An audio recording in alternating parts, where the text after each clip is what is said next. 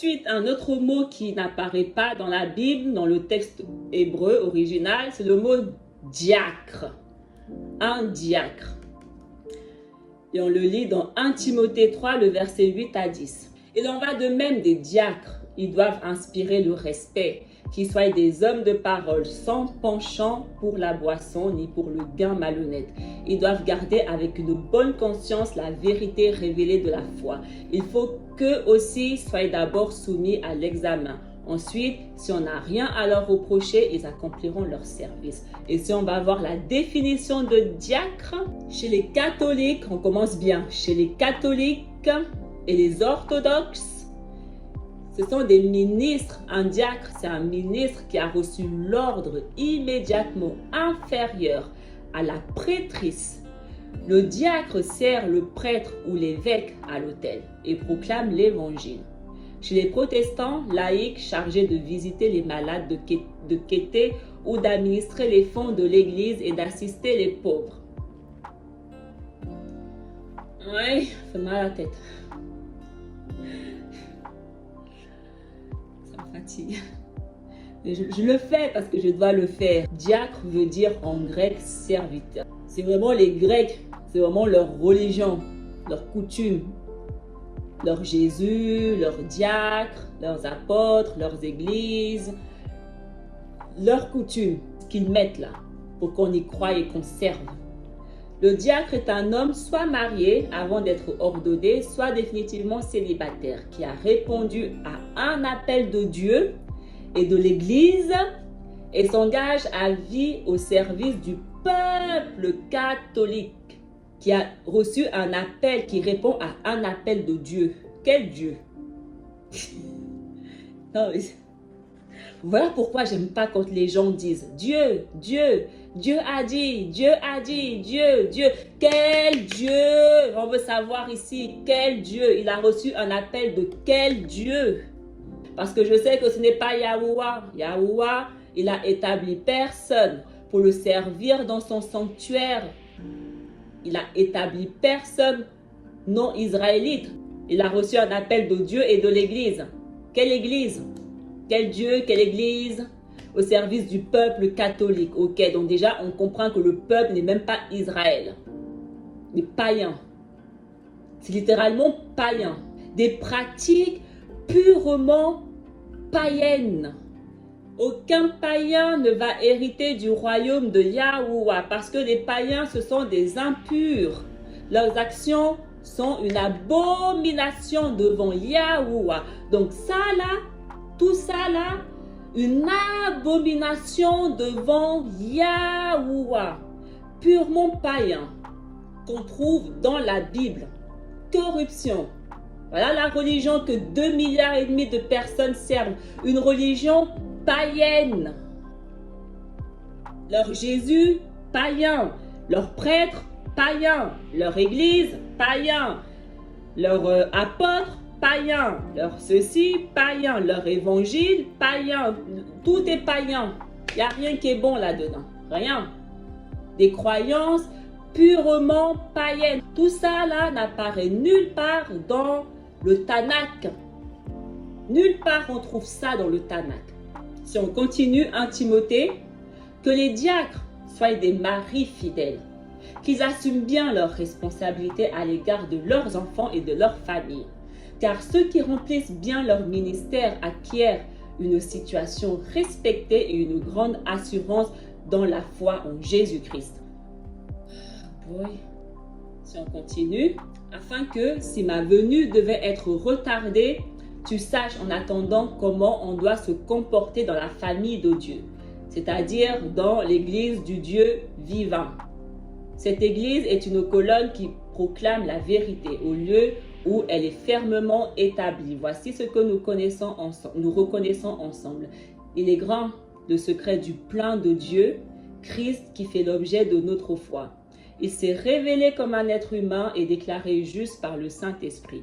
Il a été vu par les anges, il a été proclamé parmi les non-juifs, on a cru en lui dans le monde entier, il a été élevé dans la gloire. Leur Dieu et le plan que leur Dieu a là, vraiment un pur secret. Ah, on n'est pas ensemble, hein, chrétiens, moi je vous dis, hein. mais pas ensemble. Si on lit le livre de Lamentation 1, le verset 10. L'adversaire a fait main basse sur tous ses trésors. Oui, elle a vu les païens entrer dans son sanctuaire alors que tu leur avais ordonné. Vous n'entrerez pas dans mon assemblée. Dans le Tanakh, Yahuwah, il a dit que aucun païen, aucun non-israélite, aucun païen n'entrera dans son assemblée. L'assemblée, c'est ce que les chrétiens appellent église. Donc, on va prendre le nom église que les chrétiens utilisent. On va utiliser leur propre nom. Yahuwah, le Créateur, le Tout-Puissant, il dit que aucun païen, Yahuwah, il dit que si tu n'es pas israélite, si le sang qui coule dans tes veines n'est pas le sang israélite, tu n'entreras pas dans son église. Tu ne peux pas faire partie de son église. Et je peux vous montrer plein d'autres versets où il dit ça. Dans l'Ancien comme dans le Nouveau Testament. Oui, même dans le Nouveau Testament que vous soi-disant lisez là, il dit la même chose. Aucun étranger, aucun païen n'entrera dans mon église. Donc ma question maintenant que j'ai pour les chrétiens qui sont tous païens là. Quelle est votre église que vous servez là? Quelle est l'église où vous allez tous les jours servir votre Dieu? Quel est ce Dieu que vous allez servir? Parce que je sais déjà que ce n'est pas Yahuwah. Parce que Yahuwah, il dit que les païens n'ont pas le droit d'entrer dans mon église. Et pourtant, les chrétiens, ils disent, Jésus va venir enlever son église, on va hériter du royaume. Jésus va venir enlever son église. Déjà, qui est votre Jésus? Parce qu'on sait que le Messie fait que la volonté du Père. Et la volonté du Père, c'est aucun étranger, aucun non-israélite. Donc, dès le moment où le Père, il a dit qu'aucun Israélite, aucun non-israélite n'entrera dans son église, ça signifie que Yahusha ne va venir enlever aucun non-israélite. Donc, ma question, c'est quel est votre Jésus? Quel est votre Jésus? Qui est votre Jésus qui va venir soi-disant enlever votre église? Et quelle est votre église dont vous servez et vous prêchez? Quelle est cette église? Quel est votre Dieu que vous servez, chrétien? Parce que je peux déjà dire avec certitude que le Dieu que vous servez, ce n'est pas celui de la Bible.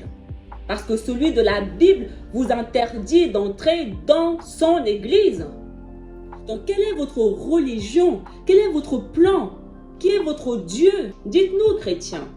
Hébreux 7, verset 5. Ceux des fils de Lévi qui exercent le sacerdoce ont, d'après la loi, l'ordre de lever la dîme sur le peuple, c'est-à-dire sur leurs frères qui, cependant, sont issus des rangs d'Abraham. Il a donné son sacerdoce à la tribu de Lévi. Ce qui signifie que si tu n'es pas de la tribu de Lévi, tu ne peux pas servir dans son sacerdoce. Il ne change pas. Que signifie un sacerdoce? Un sacerdoce est une dignité ou fonction du ministre. Ministre de Yahuwah. Fonction qui présente un caractère quasi religieux en raison du dévouement qu'elle exige. Et Yahuwah, le Père, a donné cette fonction de ministre dans son sacerdoce, dans son sanctuaire, de le servir dans son sanctuaire, la tribu de Lévi, pour toujours. Voilà pourquoi nous, en tant que 144 000, on ne sert pas dans son sacerdoce, parce qu'on n'est pas tous issus de la tribu de Lévi. Si on n'est pas de la tribu de Lévi, on ne peut pas servir dans le sanctuaire physique du Père. Seuls les enfants d'Israël issus de la tribu de Lévi ont le droit de servir directement dans le sanctuaire de Yahuwah. Il ne change pas. Le sacerdoce appartient à la tribu de Lévi. Hébreux 7, verset 12. Car le sacerdoce étant changé, nécessairement, il y a aussi un changement de loi. Dès le moment où on change le sacerdoce, on change la loi de Yahuwah. Et est-ce que tous les chrétiens là font partie de la tribu de Lévi? Tous ceux qui servent soi-disant dans l'église. Parce que pour servir dans l'église comme ils font là directement, on doit être issu de la tribu de Lévi. Est-ce que tous vos pasteurs que vous écoutez, tous vos prêtres, tous vos diacres, tous vos machins là que vous écoutez, est-ce qu'ils font tous partie de la tribu de Lévi? Est-ce qu'ils sont tous israélites? Répondez-nous, chrétiens. 1 Pierre 2, verset 5. Et vous-même, comme des pierres vivantes, édifiez-vous pour former une maison spirituelle, un sacerdoce spirituel, afin d'offrir des victimes spirituelles agréables à Yahuwah par Yahusha HaMashiach. Voilà pourquoi nous, les 144 000, on représente un sacerdoce spirituel. Parce qu'on ne peut pas représenter un sacerdoce physique, parce qu'on n'est pas tous issus de la tribu de Lévi. Donc le sacerdoce, il est spirituel. On n'est dans aucun bâtiment. Donc vos bâtiments où vous allez là, je ne sais pas c'est quoi. Vous servez des dieux étrangers. 1 Pierre 2, versets 7 à 9. L'honneur est donc pour vous qui croyez. Mais pour les incrédules, la pierre qu'ont rejetée ceux qui bâtissaient est devenue la principale de l'angle et une pierre d'achoppement et un rocher de scandale. Ils s'y heurtent pour n'avoir pas cru à la parole. Et c'est à cela qu'ils sont destinés. Vous, au contraire, vous êtes une race élue, un sacerdoce royal, une nation pure, un peuple acquis, afin que vous annonciez les vertus de celui qui vous a appelé des ténèbres à son admirable lumière. Une race élue. Ceux qui servent Yahuwah sont une race élue, un sacerdoce royal, une nation pure. C'est eux qui ont été appelés. Pour servir Yahuwah, tu dois faire partie de la race élue. Et quelle est la race élue? Israël. Si tu n'es pas israélite et que tu sers soi-disant Dieu, tu ne sers pas Yahuwah. Je répète, si tu n'es pas israélite, si le sang qui coule dans tes veines n'est pas israélite et que tu soi-disant sers Dieu, ce Dieu-là, ce n'est pas Yahuwah. Il ne change pas. Seule la race élue, le sacerdoce royal, a le droit de le servir. C'est lui qui choisit, qui le sert. Ce n'est pas nous qui venons et qui disons « Ah tiens, je vais servir Dieu ». C'est lui qui a choisi la tribu de Lévi pour le servir dans son sacerdoce. C'est Yahuwah qui nous choisit pour nous servir. Et lorsqu'il nous choisit, il nous révèle notre identité. Voilà pourquoi nous savons qui nous sommes. Voilà pourquoi je sais que je suis israélite. Parce que dès qu'il m'a choisi, il m'a révélé mon identité. Il choisit que Israël pour le servir. Aucun non-israélite ne peut le servir. Yahuwah, il ne change pas. Sa parole est vivante et véritable. Il ne change pas. Ce n'est pas aujourd'hui, il va dire, je veux seulement que mes serviteurs soient israélites. Et après demain, il va dire, oh non, finalement, qui veut me servir, me sert. Il ne change pas. Arrêtez vos mensonges, vous me fatiguez. Un autre mot, apostasie, un mot qui n'existe nulle part dans le texte original, l'apostasie. 2 Thessaloniciens 2, le verset 3 à 12. Que personne ne vous séduise d'aucune manière, car il faut que l'apostasie soit arrivée auparavant, et qu'on ait vu paraître l'homme du péché, le fils de la perdition, l'adversaire qui s'élève au-dessus de tout ce qu'on appelle Yahuwah ou de ce qu'on adore, jusqu'à s'asseoir dans le temple de Yahuwah, se proclamant lui-même Yahuwah. Ne vous souvenez-vous pas que je vous disais ces choses lorsque j'étais encore chez vous, et maintenant vous savez ce qui le retient, afin qu'il ne paraisse qu'en son temps. Car le mystère de l'iniquité agit déjà. Il faut seulement que celui qui nous retient encore ait disparu. Et alors paraîtra l'impie, que Yahusha détruira par le souffle de sa bouche et qu'il anéantira par l'éclat de son avènement. L'apparition de cet impie se fera par la puissance de Satan, avec toutes sortes de miracles, de signes et de prodiges mensongères, et avec toutes les séductions de l'iniquité pour ceux qui périssent, parce qu'ils n'ont pas reçu l'amour de la vérité pour être sauvés. Aussi, Yahuwah leur envoie une puissance d'égarement pour qu'ils croient au mensonge, afin que tous ceux qui n'ont pas cru à la vérité, mais qui ont pris plaisir à l'injustice, soient condamnés. Donc lorsque nous lisons ça, on comprend que c'est ce que les chrétiens appellent l'antéchrist. C'est clairement ce que les chrétiens appellent l'antéchrist, qui va apparaître à la fin des temps. Non, l'apostasie, Saül ici, il parle de la bête et son image. Le soi-disant apostasie que la Bible parle, c'est la bête et son image. Voilà pourquoi je vous ai dit que la bête et l'image de la bête ne concernent que Israël, parce qu'il le dit. Cette apostasie-là dont il parle, c'est le jugement d'Israël, parce qu'ils n'ont pas reçu l'amour de la vérité pour être sauvés. L'amour de la vérité, c'est Yahusha. Parce qu'ils n'ont pas reçu Yahusha pour être sauvés, alors Yahuwah leur envoie une bête, une puissance d'égarement pour qu'ils croient au mensonge. Et cette bête se fera par la puissance du Satan avec toutes sortes de miracles, de signes et de prodiges mensongers. Et on sait que cette bête en question, c'est l'Empire romain. On en parlera plus tard. Je ferai une vidéo séparée où je parle vraiment en détail de tout ça. Et si on regarde la définition d'apostasie d'après les chrétiens, l'apostasie, c'est le reniement de la foi chrétienne ou abandon d'une doctrine, d'une opinion, d'un parti. Donc l'apostasie que les chrétiens parlent, c'est le reniement de la foi chrétienne. Ce n'est pas ce que la Bible dit. On vient de le voir. L'apostasie, c'est l'apparition de la bête qu'ils appellent, eux, l'antéchrist. Ils ont tout mélangé, ces chrétiens. Alors, un autre mot, c'est le mot synagogue. Le mot synagogue n'apparaît pas dans le texte original. On va voir et comprendre pourquoi ils ont changé ce mot. Marc 1, verset 21. Ils se rendirent à Capernaum. Et le jour du sabbat, Yahusha entra d'abord dans la synagogue et il enseigna. Donc on voit que Yahusha enseignait dans ce que la Bible appelle synagogue. D'accord?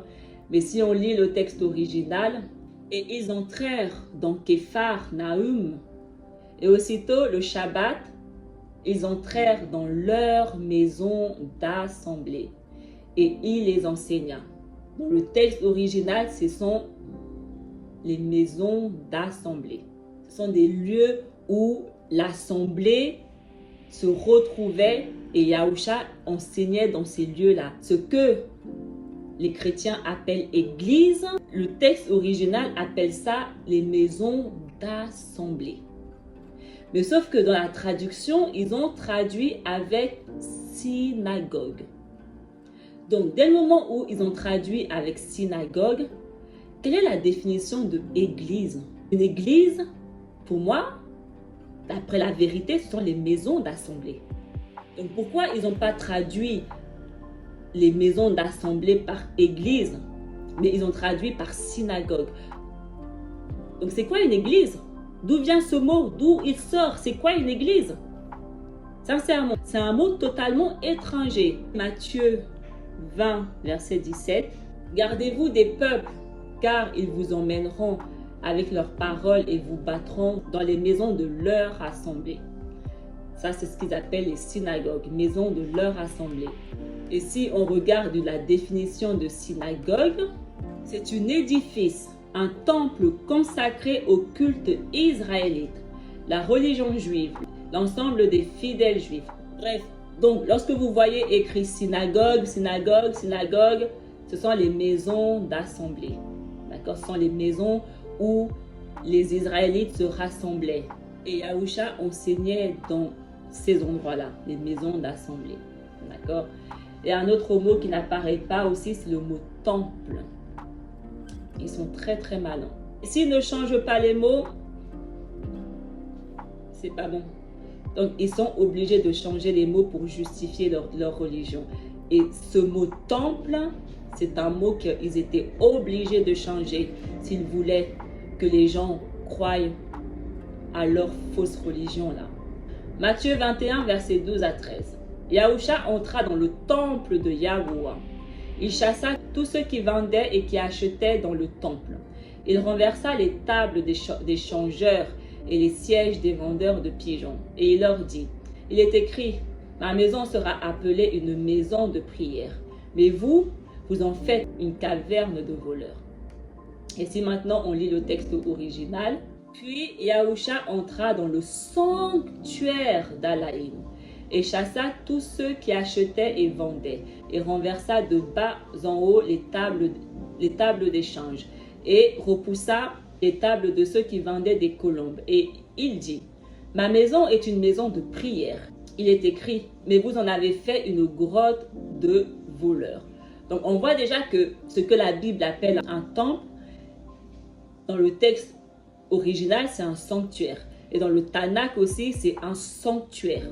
Le mot temple, c'est une corruption. Un sanctuaire. Il y a une différence entre temple et sanctuaire. Et on le verra après. Donc là, il dit que le sanctuaire, c'est une maison de prière. Les enfants d'Israël allaient dans la maison de Yahuwah pour prier Yahuwah et faire des offrandes et des sacrifices à Yahuwah. Donc un sanctuaire, c'est très sacré.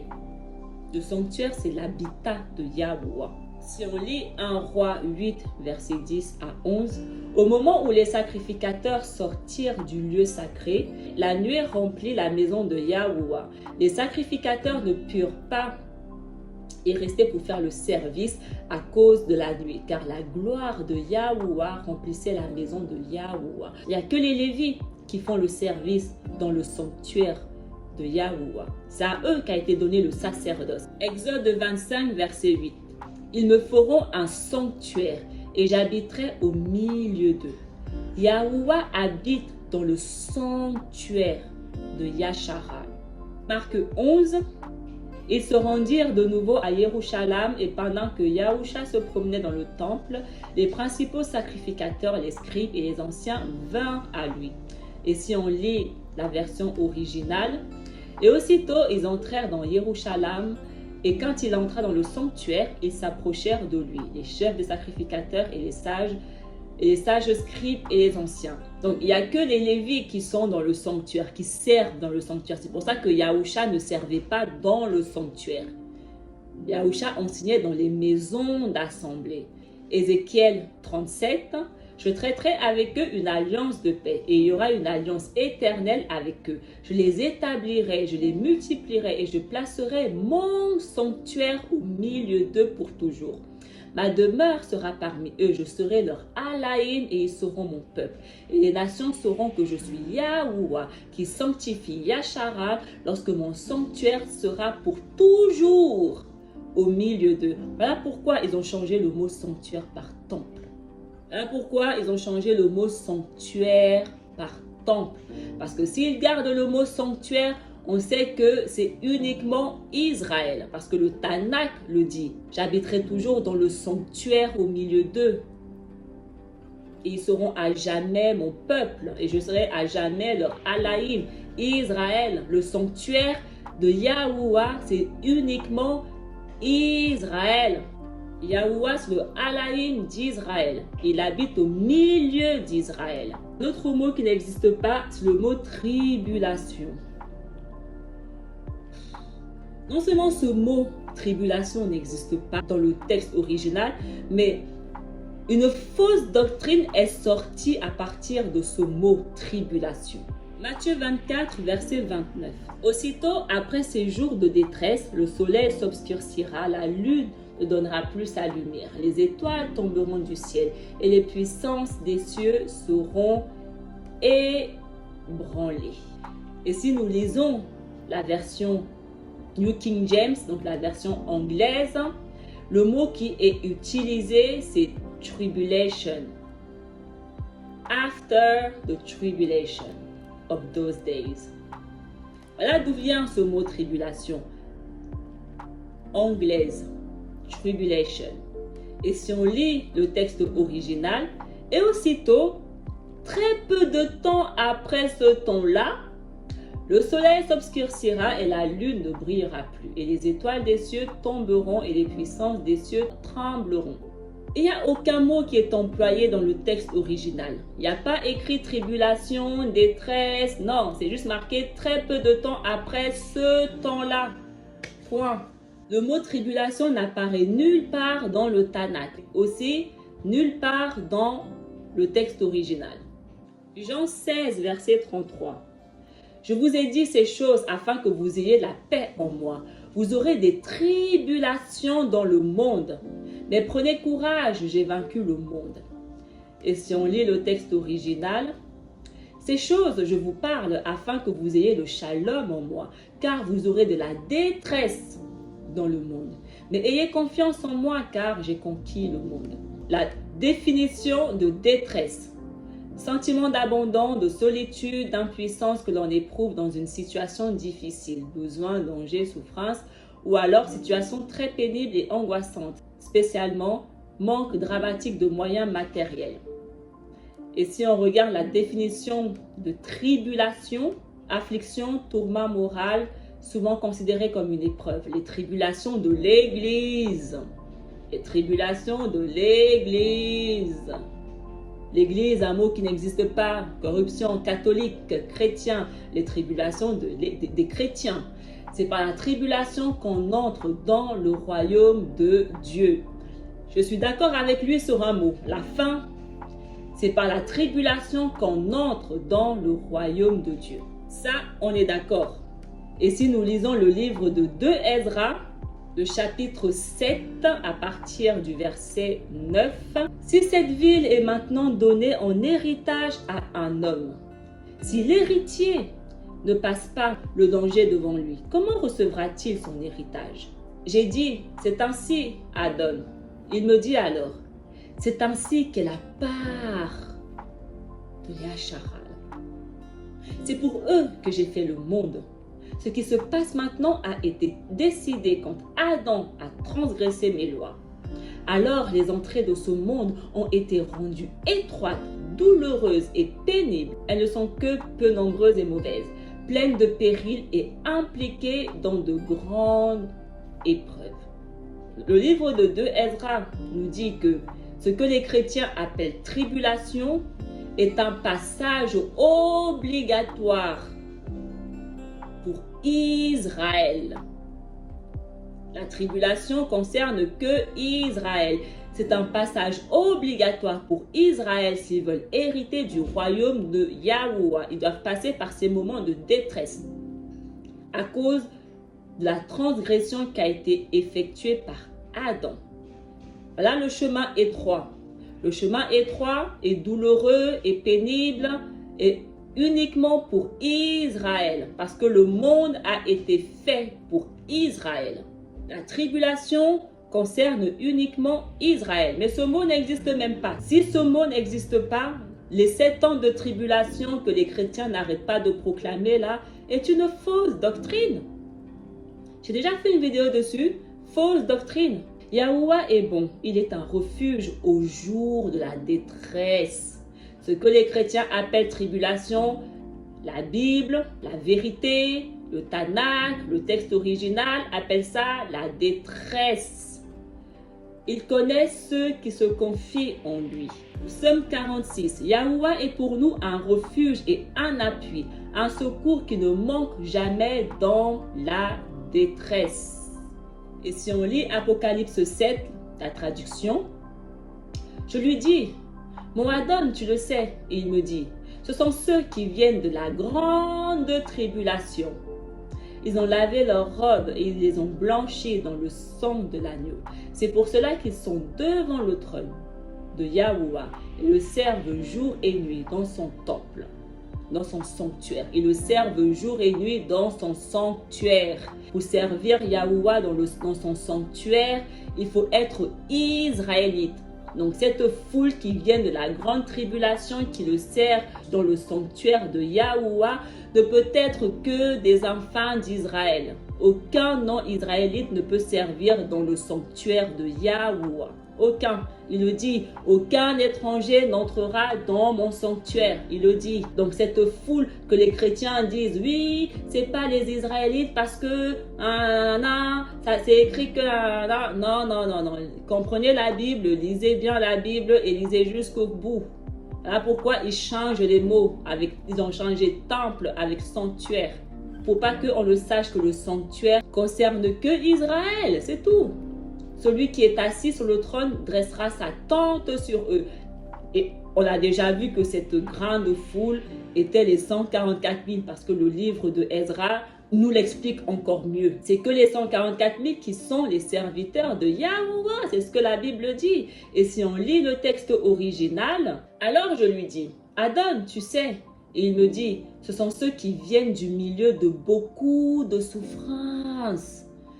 Tribulation n'existe pas, chrétien, tribulation n'existe nulle part. Donc dès le moment où les tribulations n'existent nulle part, d'où viennent les 7 ans de tribulation que vous n'arrêtez pas de prêcher? 7 ans de tribulation, 7 ans de tribulation, c'est écrit où? Ce mot n'existe nulle part dans le texte. Ils viennent du milieu de beaucoup de souffrances, de beaucoup de détresse. Et ils ont lavé leurs vêtements et purifié leurs vêtements avec le sang de l'agneau. Et à cause de cela, ils sont devant le trône de Yahuwah et le servent jour et nuit. Et celui qui est assis sur le trône, il demeurera près d'eux. Ça parle que des 144 000.